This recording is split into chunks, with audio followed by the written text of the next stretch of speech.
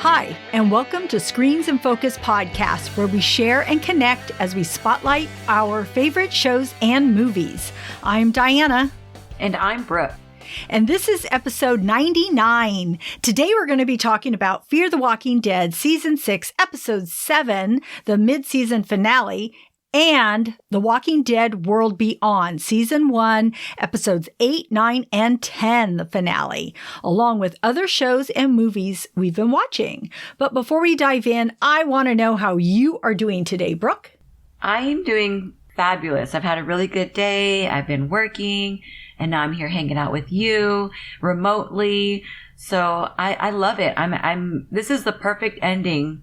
This is the perfect ending of my day because I still have way more to do. Yes, of course. How are you, Diana? I am fantastic. I'm wonderful. Woo. Yeah. I love it. Fantastic.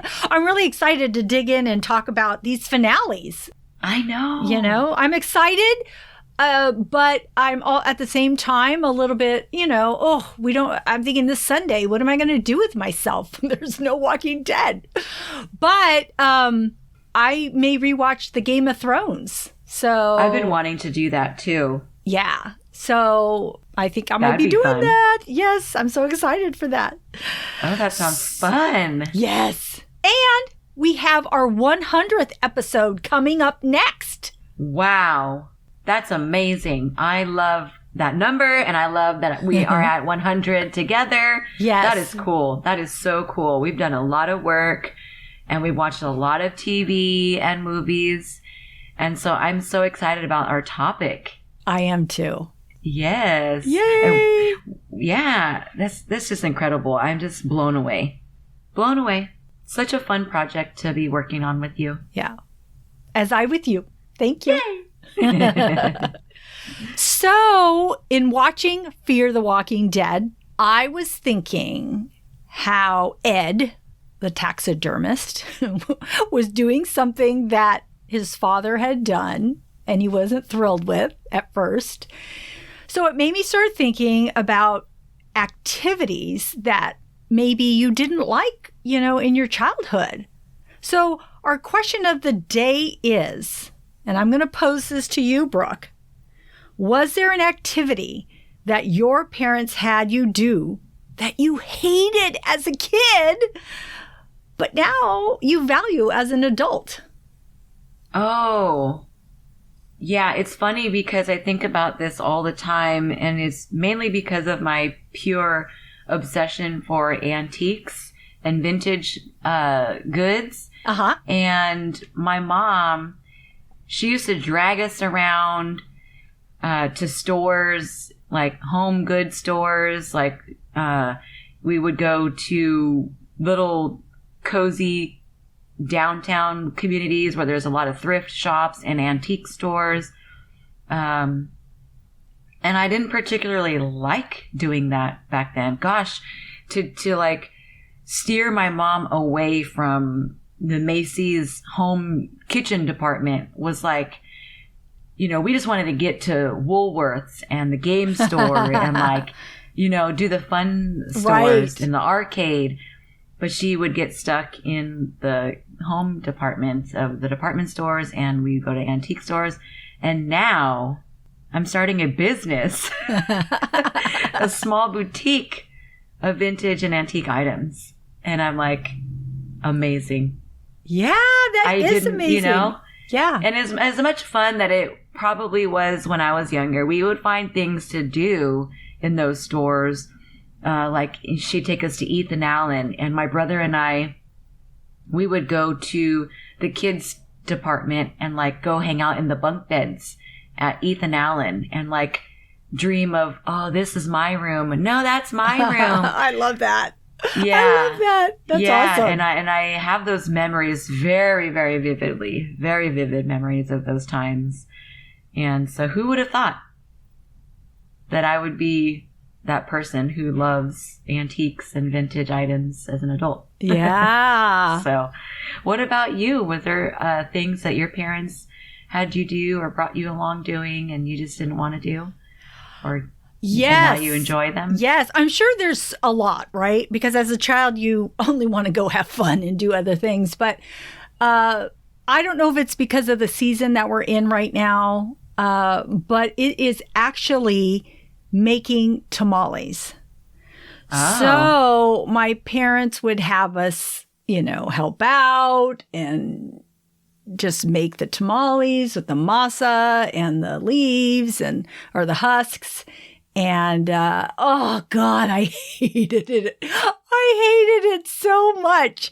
And, I remember being young. I might have said this story before, but, we had gone to where my mom's family lives, and we would eat a bunch of tamales. And I got so sick because I overate them. I loved them so much. I ate a bunch. I got so sick, like bad. And I hated tamales for years and years and years, like decades. I hated them. And one of my sons was going on a trip, and we wanted to do a fundraiser. And I thought, I don't know if someone came up with it or what, but we decided to make tamales to sell as this fundraiser. So we started making them. So of course I went back to my parents and I said, I want to do this. Can you teach me how to make them on my own, like from scratch, from the very beginning? And so they taught me. And we have been doing it ever since. And now we have taken the tradition of making them during the season for the family. And it's still not, entirely fun. And when I make my family do it, they kind of groan too, because I mean, it's a huge task to take on, but I value it so much. It means a lot to me. It means a lot to me to know that I'm able to do the whole thing, that I've learned it. It's something that my parents taught me that I'm able to do. And so I value it now. I really do. So wow. I think it's awesome. That's cool. Yeah. I love tamales. Now I'm hungry. If we make them, which I think we will, I'll give you some. Oh, thank you. Yeah. So now when I make them, you're all, Diana, we have it recorded here. You said. Yes. I'm holding you to it. Yes. Oh gosh. You all heard the lady. You all heard her. Oh, well, now I'm bummed that I didn't get to make it to your Christmas last year, I think it was. Yeah. I think you had tamales last year. Next year. Yes. 2021. Yes.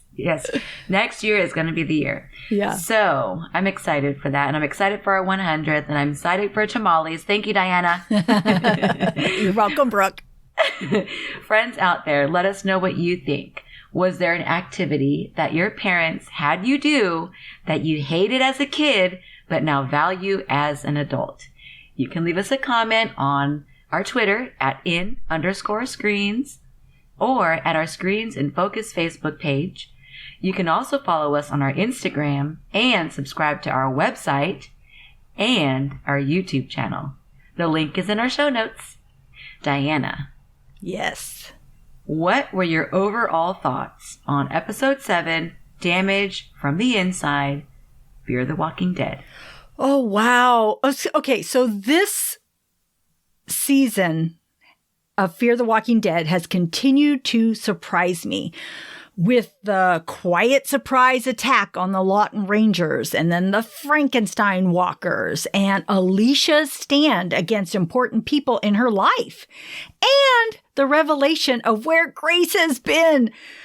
This has been a fantastic season 6 mid-season finale, and I don't even know if it was intended to be the mid-season finale since it was 7 and it's normally 8, but every episode has been so good.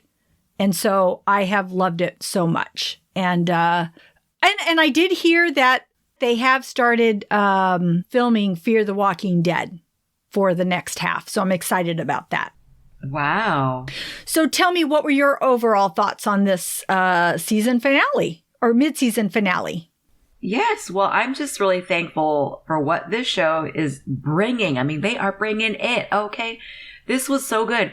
The characters, and how they've evolved and the adaptation. It's just been so incredibly fun to watch. And everyone, our characters, they're in different places. and they're separated into different groups.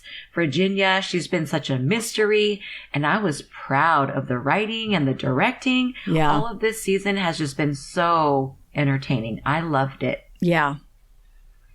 But what else stood out to you in this particular episode? Oh my gosh. Alicia, for sure. She has finally emerged as a badass, and I love it. She's sick of playing by everyone else's rules, and it's doing it finally her way.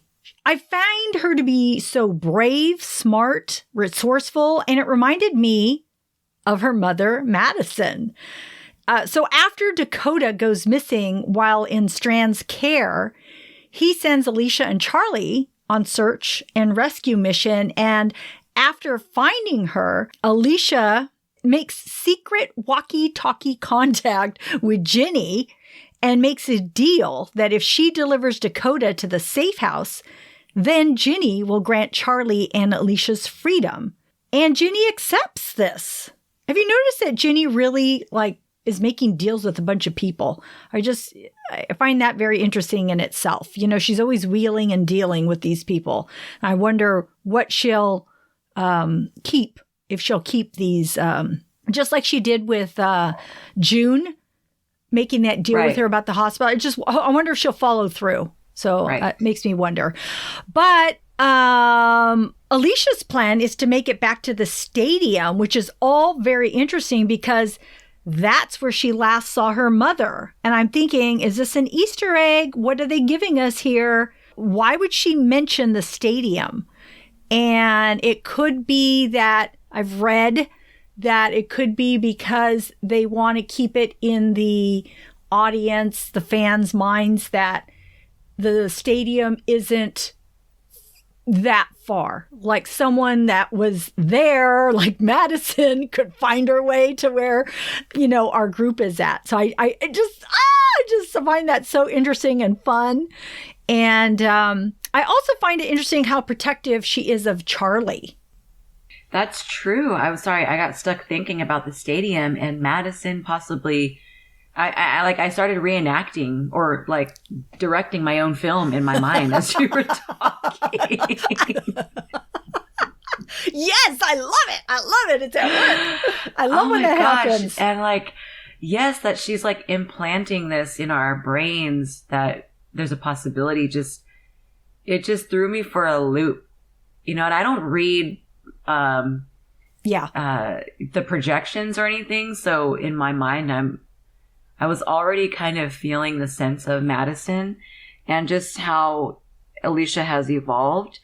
And, just watching the relationship between Alicia and Charlie, it's been so interesting for me to watch those two. Seeing them both together, constantly reminding me of Alicia's brother, Nick, because Charlie killed Nick. I know.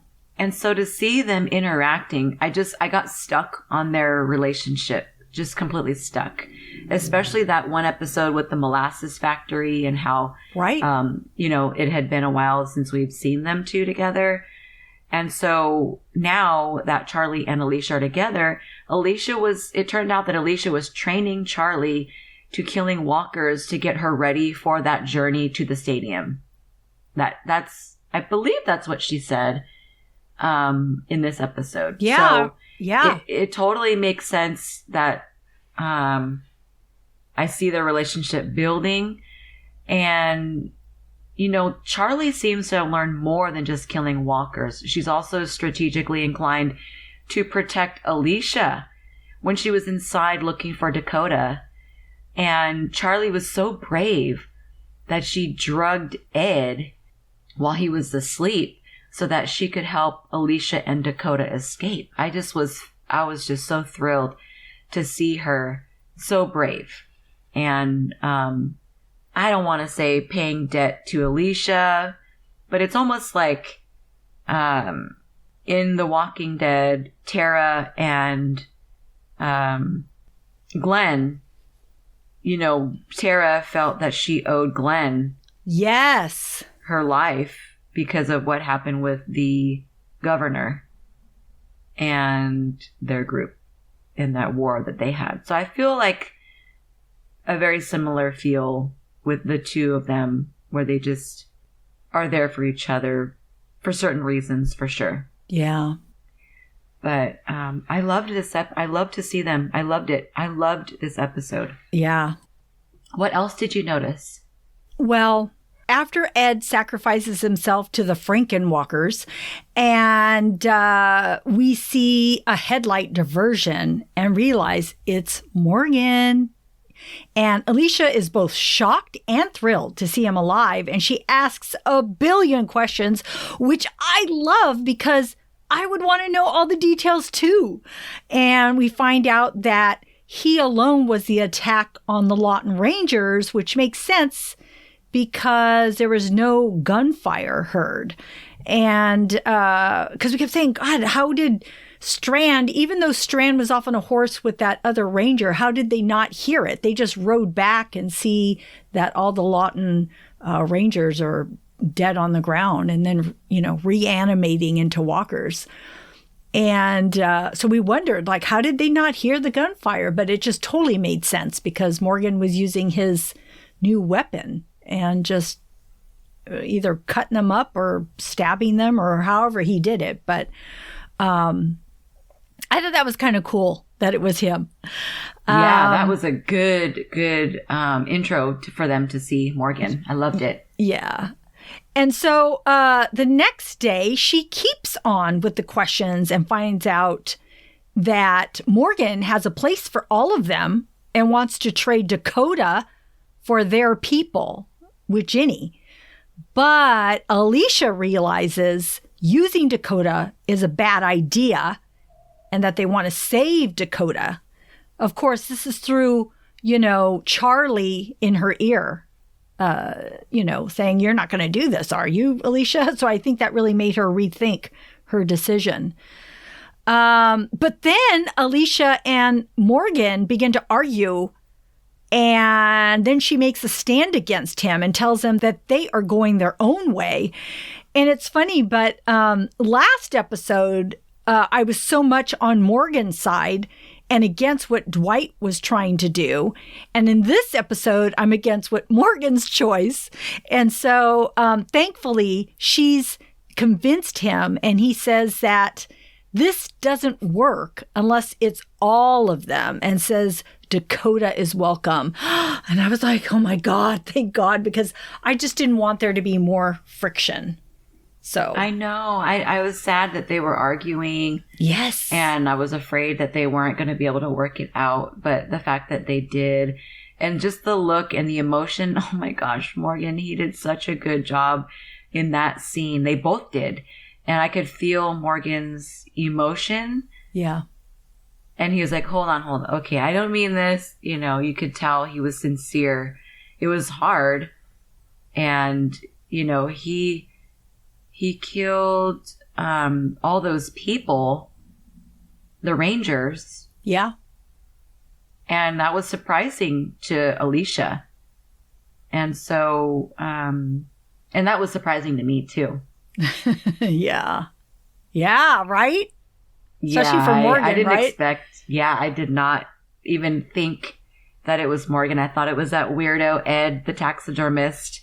I don't know. I don't know who I thought it was. I was like, it's somebody else is out there. I know. That's what I was thinking too.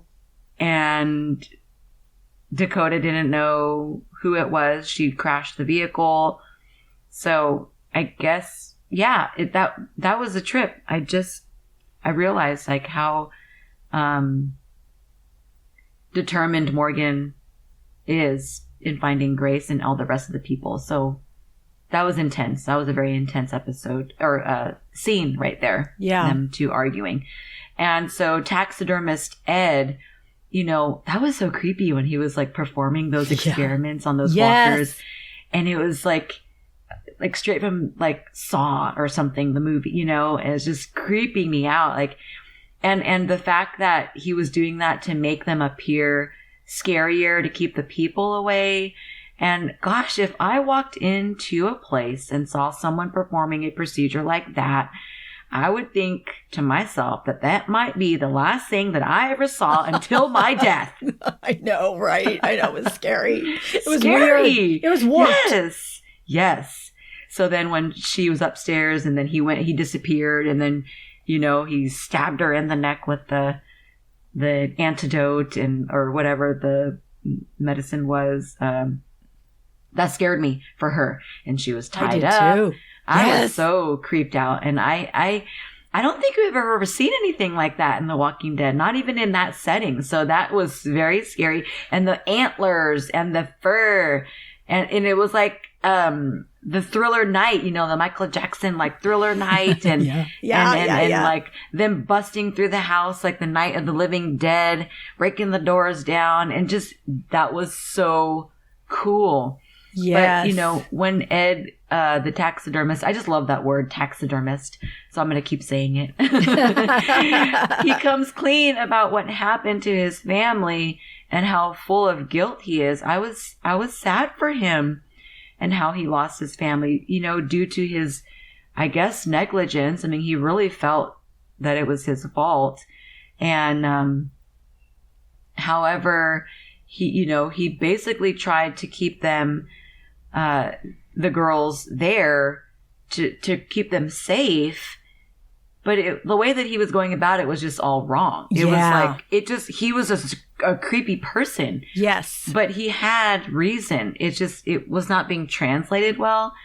And so, I kind of was glad to see him sacrifice himself to protect them, because ultimately, he kept saying that that's what he was trying to do, is keep them safe. And clearly that was his intentions once he decided to sacrifice himself after that accident where he was pushed and that, was it an antler or something went through his leg?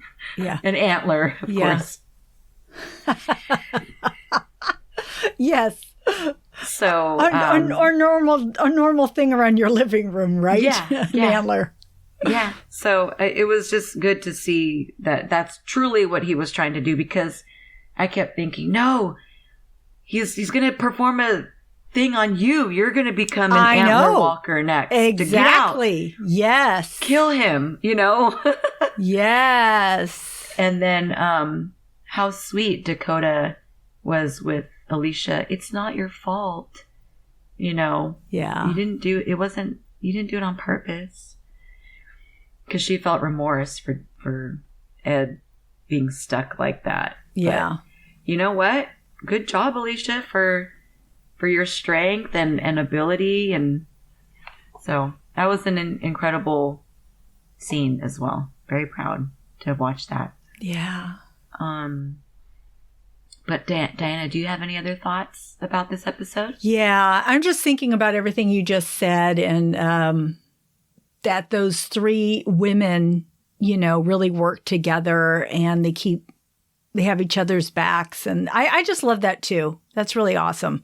And also that Ed is creepy. And I was thinking, but why did you board up everything even on the second? Didn't he do it on the second floor too? I don't know, something. And I don't know. It was just very bizarre, because that wasn't to keep walkers out, because they can't get up to the second floor. It's to keep them in. So, So while he may have been saying certain things, I don't know. I just feel like he wasn't all there all the time. For sure. And it reminded me of like Lizzie, in The Walking Dead, and just not being all there. And yeah, it's all very interesting. But I agree with you. It was like, oh my gosh, this could have really taken the wrong turn here when he inject her and she was out. I mean, he could have started performing some stuff on her, Yeah, he was so bizarre. Yeah, so it was very interesting. And I did notice that they noted that John Dory has been gone a week. I'm like, a week? Wow. So I'm over here wondering what June and everybody else is thinking, that he's gone. And that Dakota revealed that Ginny killed her parents. So I want to know more about that. Yes. I'm like, what does that mean? So they gave us that, but not much more. And I love that Charlie has these great ninja skills and obtaining intel, because she snuck into the place before Ed boarded it up, yet no one knew she was there. And then she snuck her way to get his, whatever the drug that he used to knock out Alicia, she used on him. Yeah. Although she didn't use it properly, but she still used it on him. So I don't know. She's getting pretty good at, getting her way around and sneaking in. And I like that. I really like that about her. Yes. And very good. Like I said at the beginning, this is one of the best seasons of Fear the Walking Dead. And I'm really excited to see the second half. And yeah, I just can't wait for it. And I'm still going to keep hoping that somehow Kim Dickens, who plays Madison, makes her way back into this. I really do. I think, I don't know. I just hope it is. You'll have some people saying, she died. They shouldn't be bringing people back, but it would just be a fun thing to see and speculate. I think that would be great. Yeah. I love that idea. So what else did you notice, Brooke, in this episode? Well, Strand, he kind of, I don't know, he kind of upset me this episode, but I love Strand. Yes. But his, what he was trying to do, it bothered me. Yes. And he was looking, at Alicia to protect him from Virginia knowing about him losing her sister. And then, I just didn't like that. It was very weasel-like, Yes. It was grimy. And so Strand even pointed a gun in Alicia's face, and I didn't think that he would shoot her, but the fact that he did it was upsetting to see their relationship go there, because he has such a long history with Alicia and her mom. They were in the first season all together. Yeah. And so right now, Alicia just cannot trust him. And no matter how much he says he's doing it for them, it's not right. It just doesn't feel right. I don't like it. Yeah. And I can't believe he pointed a gun at her. I can't believe that. And she said to him, "What, are you going to shoot me?" Yeah. It didn't feel good. But no. And then, oh my gosh, at the end, we see Virginia take Strand all the way to the back to that fake wall, and there's a room. And then Virginia has Grace, and Grace is so pregnant, and she's been locked in that secret room. That's like her perfect ammunition that she's been keeping from Morgan and the rest of the group. Yeah. I mean, talk about keeping everyone separated. That meant a lot to see what she's been hiding from us. I was quite surprised. I didn't even think that she was being hidden. So it was amazing. Very, very amazing episode. Yeah. Yeah.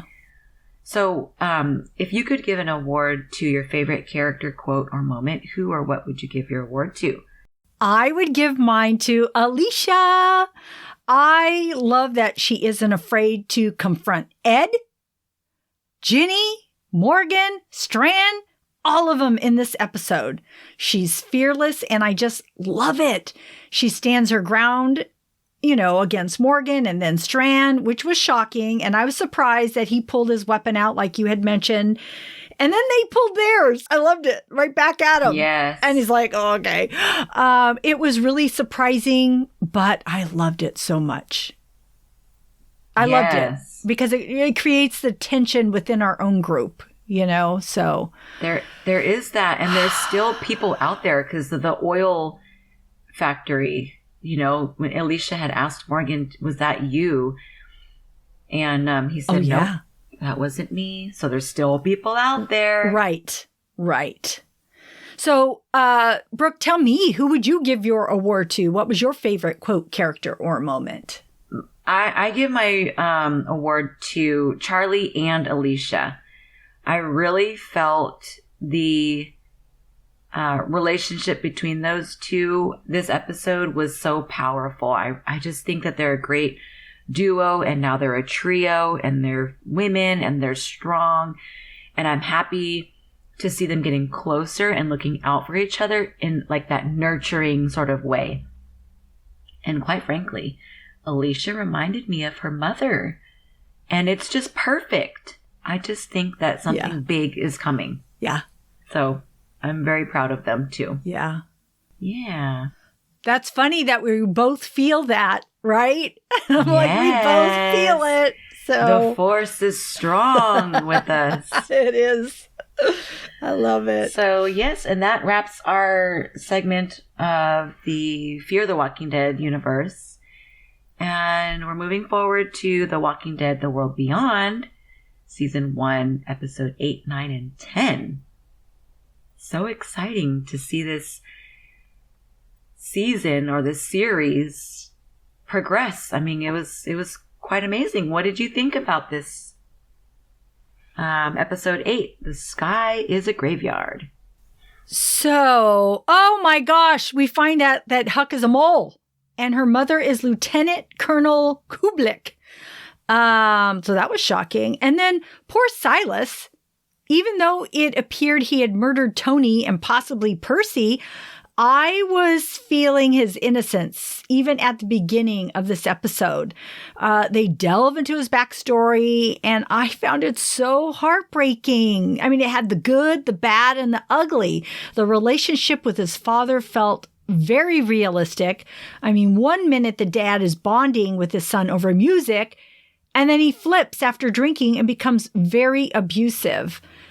And then half the group wants to leave Silas behind, but Iris and Elton are fighting for him, which I really appreciate. And I love Elton's loyalty toward his friend. I just think it's so sweet. Yes, I think so too. Definitely Silas had a hard time with his father. I felt so bad. And that was just so important to see.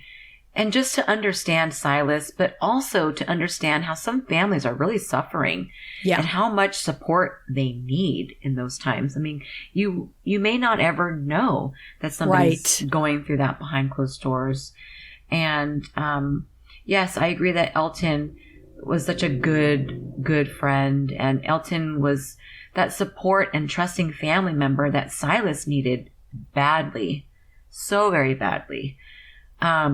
Iris, I felt that she was confused about Silas, and Hope was like, hell no, Silas just killed somebody, and he was just left outside in the dark like the pig his father treated him. I know. Oh, it was heartbreaking.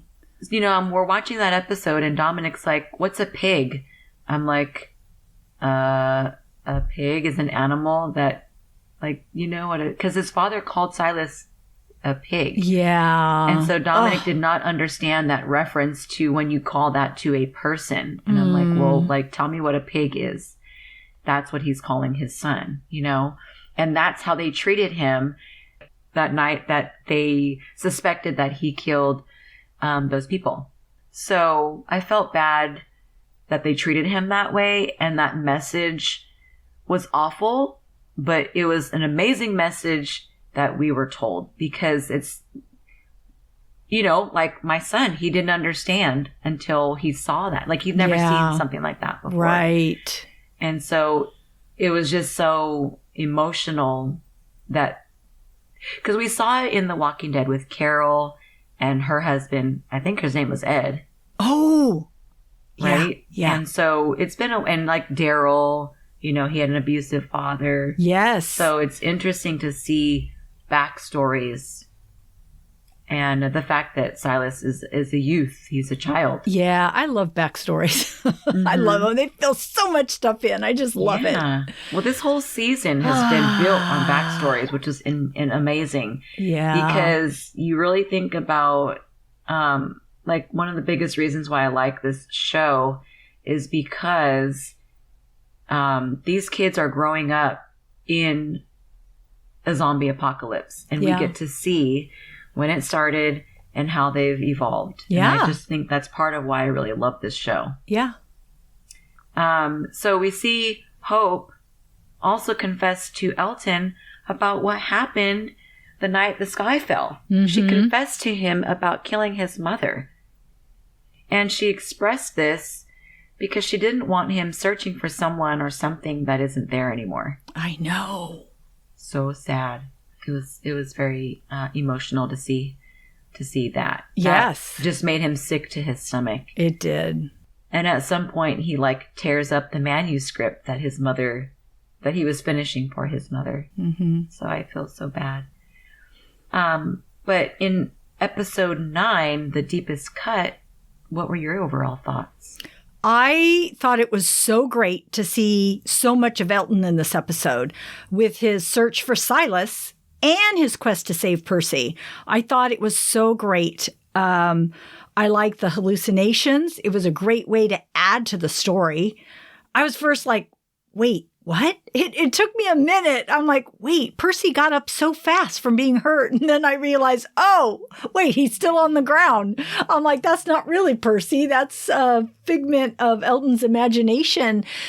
But I liked it. I just thought it was great. I really did. I found it interesting to see that that Elton didn't blame Hope at all for his mother's death, but that he was more hurt by his mother's actions.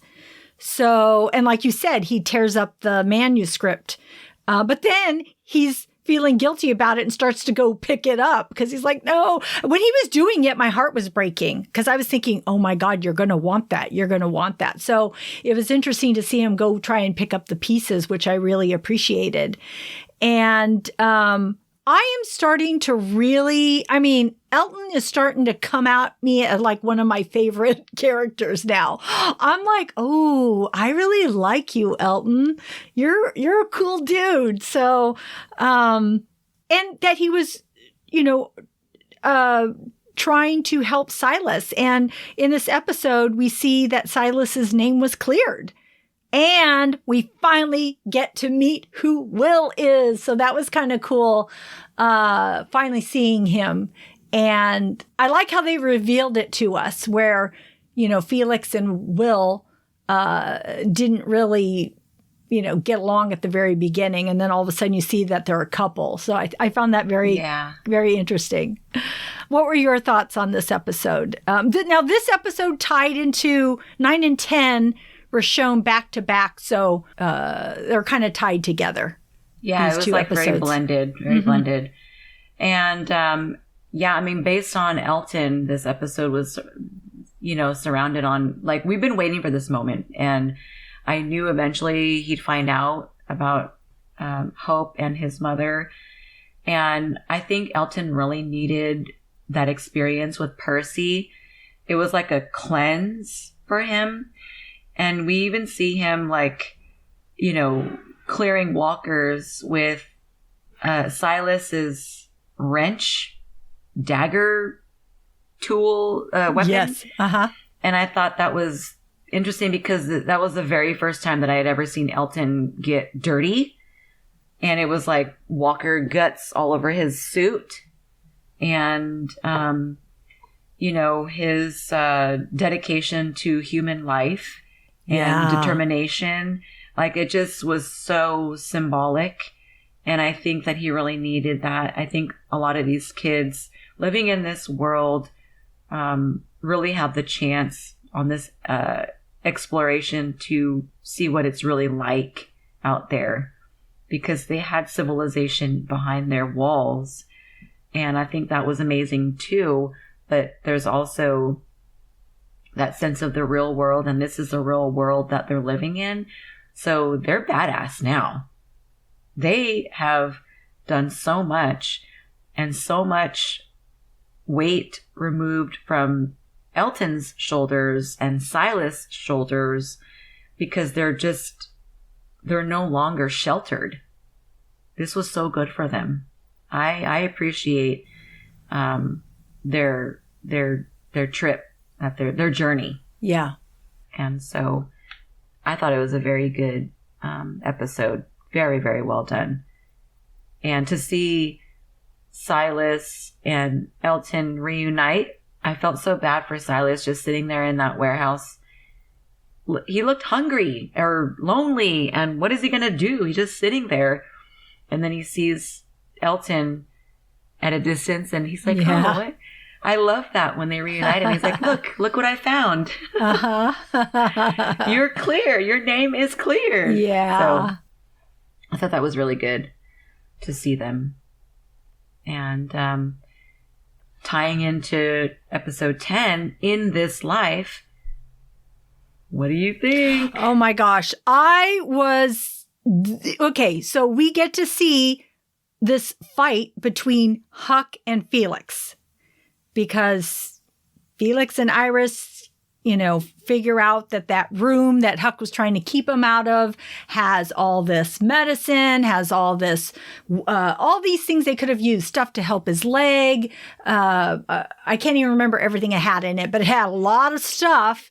And so they finally realized that Huck was hiding it from them. And so they put 2 and 2 together, and then they get to on the road and they catch up with her. And then Huck and Felix get in this enormous fight. And I kept thinking, oh, come on. Felix is a man. He's going to overpower Huck. But man, she has some skills. She learned some combat training. So they were keeping, she was keeping up with him and he was keeping up with her. And they kept taking it from one room to another and down the stairs and everywhere. So it was very, thrilling while it was happening. And, but I was really, really surprised at the extent that Huck was going through or to kill Felix, because they show in a flashback when he hurt his leg that it was her that hit his leg and caused the gash. He didn't see it, of course, but it was like, oh my God, you hurt your friend. And she does regard him as her friend, but at the same time, she's putting her mission above that and her mother above that. Then there's that point where she's ready to kill him. And it takes Hope pointing a gun at herself saying, don't you hurt him because you want me and I'm the asset. So you better just leave him living. And so Huck does, thank goodness. But I thought, wow, you were about to do that. That's like crazy. Mm-hmm. But what I loved about the ending was that they believe that hope is the key, because it emerges through this last episode that how smart and brilliant actually Hope really is. She's figured out things, and they show it in a flashback that she's able to do all these things and her father sees it. So her father sees this in her, right? But at the very, very end, you realize that the reason she figured it out was because Iris helped her. So even though the CRM thinks that hope is the key, they don't realize that it's together Hope and Iris that are the key. It takes both of them. Oh my God, I thought that was so awesome that they showed that. And I love the sisterly love between them. I think that they are both smart, strategic, brave young women. And I love that The Walking Dead, Fear the Walking Dead, and The World Beyond are making women look so good. It's like, thank you for spotlighting all the young women, no matter what age they are, in this whole universe. I just think it's awesome, and I love it. I thought so too. And like when Huck tells Hope, you don't even know who you are. I was thinking, why? Who is she? What does she have? Antibodies? Does she have the cure? Yeah. I had no clue. And then throughout this entire series, we've seen how the sisters, they do require the need for each other to be present. Yes. And they have like these telepathic relationship, these two girls. They do. Mm-hmm. I agree. Yeah. I mean, since they were babies. And that's why they were adopted together. So it's like they're prophets or something. Yeah, but it's trippy how Percy tells Elton that Huck is the one who shot him. Yeah. And he's like, smacks the radio, or, gets the radio out of his hands or whatever. And that surprised me. I mean, I was wondering, like, how what happened to Percy, you know? And was it John who got his head bashed in and set? Oh, Tony. Thank you. Who's in Silas was, I don't understand how that whole thing went down. Why Silas had bloody hands and Tony's head was all crushed. And then, so I'm not sure, but she totally set Silas up knowing that she did this. And so I'm just so curious as to what's going to happen with that. And, Silas blacks out apparently. So he had been drinking. So I think that's why he blacked out. Okay. Again, this is all speculation, but it would almost seem that Huck killed Tony or was trying to kill Percy. Maybe Tony came in and tried to prevent it, and then she killed him. Possibly he turned into a walker, and Silas killed the walker. You know? So he may have not killed Tony. He may have killed the walker, you know, the reanimated. Maybe. I mean, this is just all thought because they didn't tell us what happened there. But yeah. So it's all very interesting. Cool, right? Such twists happening. I love it. Yes. And when Felix, he has a boyfriend. Yeah. And I was like, whoa, that was sexy. Yeah, it was. But do you have any other thoughts about this episode? I loved it. I just, we're down one season. This is a 2-season show. And so I'm excited to see the next one, and that will lead into the movies.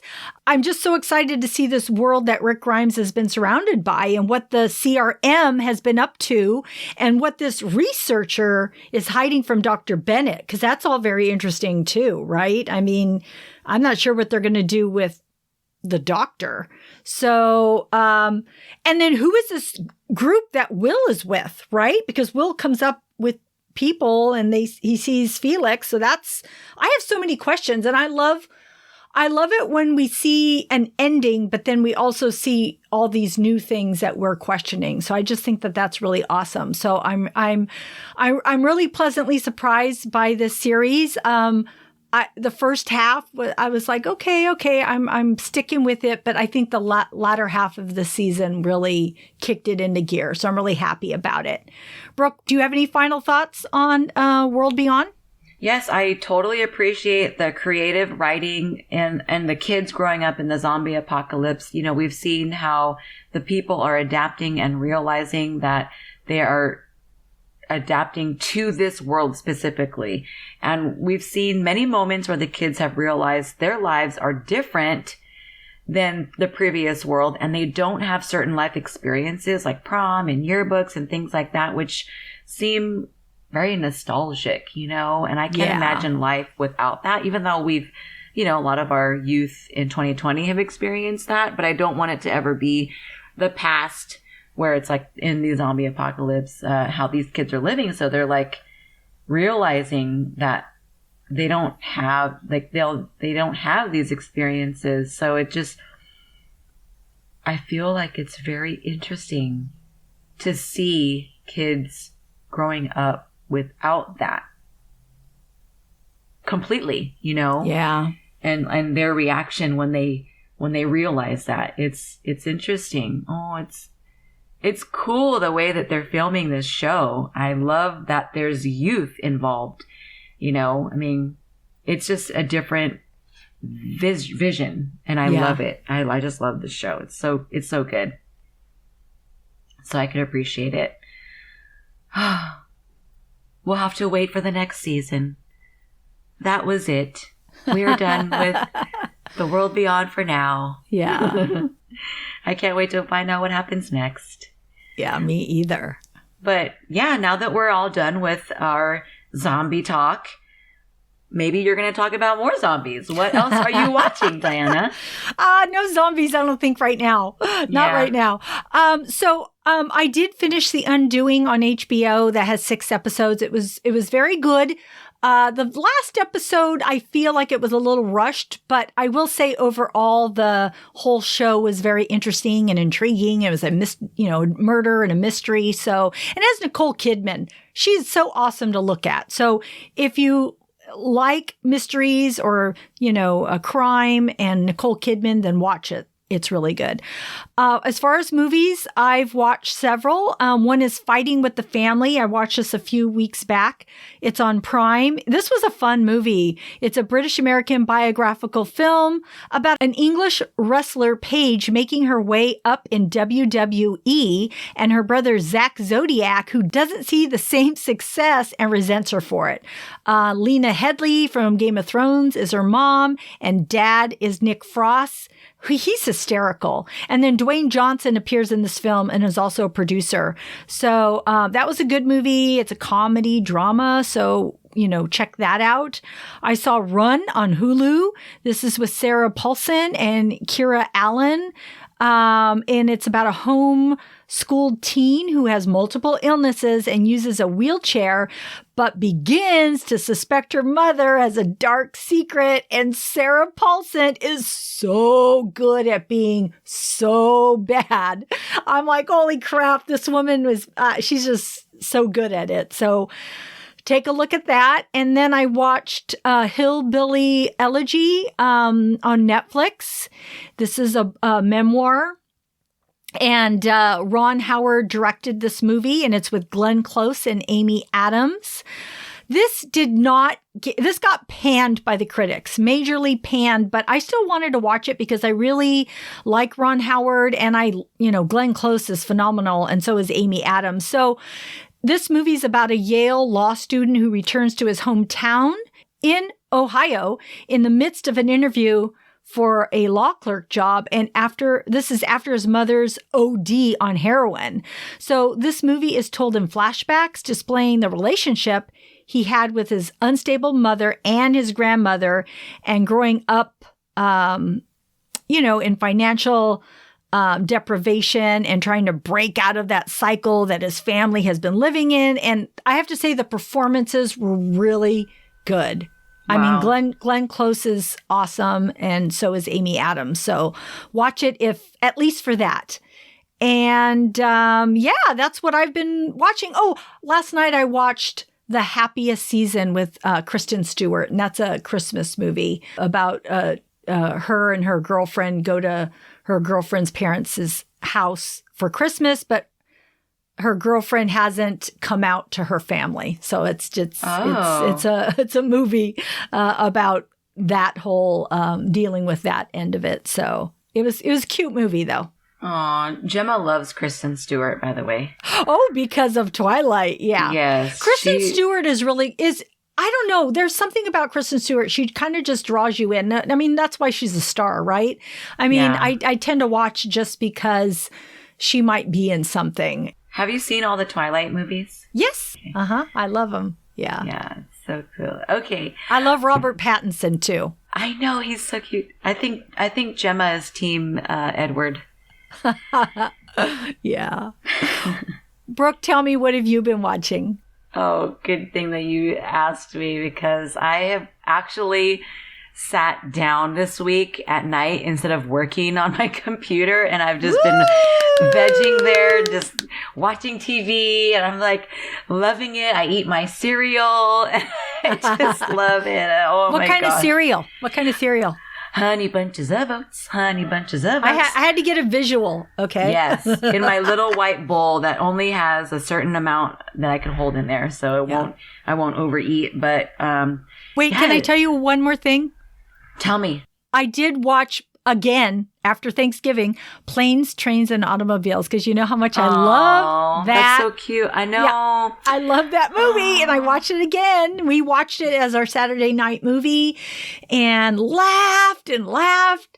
And my sons are all, what are you laughing about? And we're like, this movie. I gotta watch it again. Yes, so watch it. It's so good. So It's on like Comcast On Demand. You could just watch it on demand. It's there. Okay, cool. All right. We'll check it out. I also want to tell you that It's a Wonderful Life is on, I think it's on Prime, because I don't think you watched it. You said, I think you hadn't watched that before, and I want you to watch it. Okay. So, yeah, we're already in on our Christmas movie marathon, so yes. We are on a roll. Cool. Okay, tell me, what else have you been watching? Oh my gosh. Okay. There's this movie called Honey Boy. Have you watched it? I only watched part of it. I haven't finished it. I loved this movie. I couldn't stop watching it. Okay, so the thing about it is, well, first of all, I do really, really, really like Shia LaBeouf. Yeah, and I do that's too. how I say his name. I don't know. I cannot say it the French way because I've not been taught. So however his name is being said, I call him Shia LaBeouf. And I think that's how a lot of people say his name. But I just thought it was so good. I was impressed by all the three actors in this movie playing. So the two young actors playing him, and then Shia LaBeouf was playing his father. Yeah. Oh, yeah, And that's right. It just this movie made me love him even more. Like, he can be controversial. Yes. He doesn't bother me at all. I love him. Okay. And, this movie made me love him even more because I truly understand his behavior, and how he's been called out for some of his behavior. And I understand his love for his father and his father's love for him. And I keep saying that, how complicated their relationship was. Yeah. Well, it just goes to show that this movie was very revealing, right? Yes. Yeah. He wrote the story. He wrote this story so well. And he portrayed his father so well. And these other actors portrayed him so well. And I love these young actors. And I've seen them in other movies. And I'm going to watch it again. Cool. I just thought it was so good. And what an interesting way to be brought up in life. It just melted my heart. It broke my heart. Aww. I have to finish watching it. Yeah. Yeah. I was like, I saw the trailer and I'm like, oh, okay. Maybe. And anytime I feel that way about a movie, I just push go. Just push play. Because I'm interested. I don't want to just surf all night long. So I just go for it. And I'm so glad that I watched it that night that I was feeling that emotion. So it was very good. The other movie that I watched that was I recommend this movie so much too. It's called The Lie. Have you seen The Lie? Oh, I haven't, but I thought I wanted to. Is that the one with the parents and the daughter? Yes. It's good? Maybe I'll watch it tonight. I'll watch it tonight, gosh. maybe. Yes. It was like a psychological thriller. Not a psychological thriller like Saw where it's gory. It was like a psychological thriller, like a crime thriller. Yeah. Like, oh, what's going to happen? And then the story just kept getting more complex. And you're a parent. I'm a parent.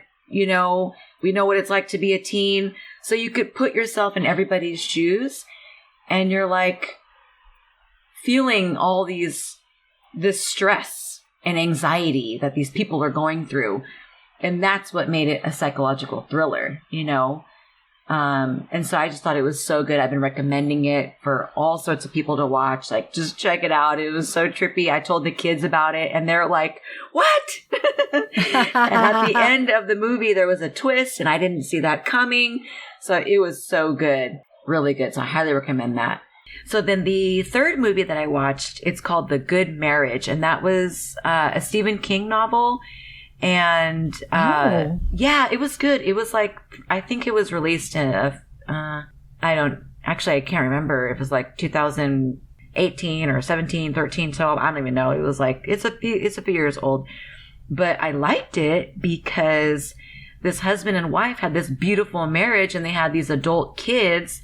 And she finds out, so like there's this serial killer in the state where they live, and she finds out that maybe her husband is that serial killer. And so she's like digging around the garage and finds some, dead woman's ID. And she's like, oh, this is the dead woman that was killed by the serial killer. Why is this here in my house? And then her husband comes home from his business trip from the county of the recent slaying. And so it just gets really creepy, their marriage. And she's like, promise you'll never do it again. And you're like, is she really going to live with this husband who kills? And so, yeah, it takes a little twist. It's subtle, but I think they did a very good job of this. And she was a very beautiful woman. And this husband, they just had like a very passionate marriage. And it was like they've been married for, I want to say like 29, 30 years or something, because they celebrated their anniversary in one of the scenes in this movie. And so I thought it was interesting. It was fun to watch. It was subtle. It was, it was good. It was very Stephen King, but it was very tolerable. I think a lot of people could enjoy watching this little mystery movie, and I enjoyed it. So I recommend it. Awesome. What's that on? Yeah, I think all of these were on Prime. So thank you, Diana, for your recommendations. Thank you for yours, Brooke. You're welcome. And hey, that's our show. Thank you all so much for tuning in. We are so grateful that you tuned in, and we hope something we said today resonated with you and gave you a chuckle, some happiness, some positivity, or inspiration. Please subscribe on Apple Podcast or wherever you listen to our podcast, and tell a friend. We would love more members of our TV club. If you could do us a big favor and rate and review the podcast on iTunes and Stitcher, we really need your feedback.